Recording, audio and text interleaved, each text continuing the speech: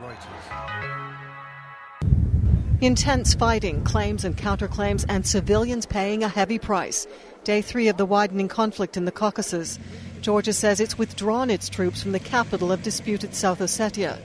And pull them out. Georgia's security minister says the move shouldn't be seen as a military defeat. He says it was taken to protect civilians, bearing the brunt of fierce air and ground attacks, some 2,000 dead, as many wounded, and more than 30,000 streaming towards the Russian border.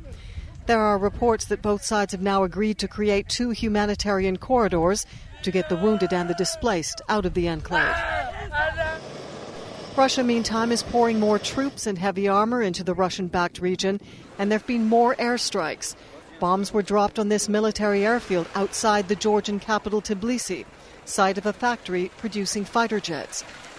Georgia says Russia has ignored a ceasefire offer it made on Saturday and is instead massing troops in the breakaway province of Abkhazia and warships on the Black Sea. The Georgian president. We must stop this madness. We propose to Russia an immediate ceasefire and a start of talks. I'm appealing to President Medvedev to stop this madness. It's not in the interest of Georgia or of Russia.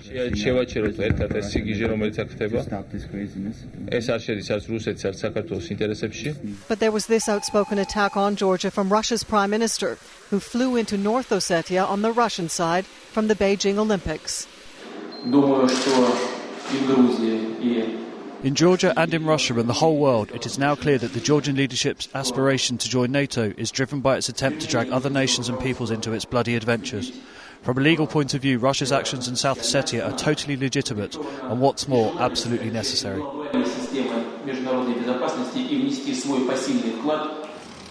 Echoes of the Cold War as international appeals to both sides to stop fighting and start talking go unheeded. Susan Flory, Reuters.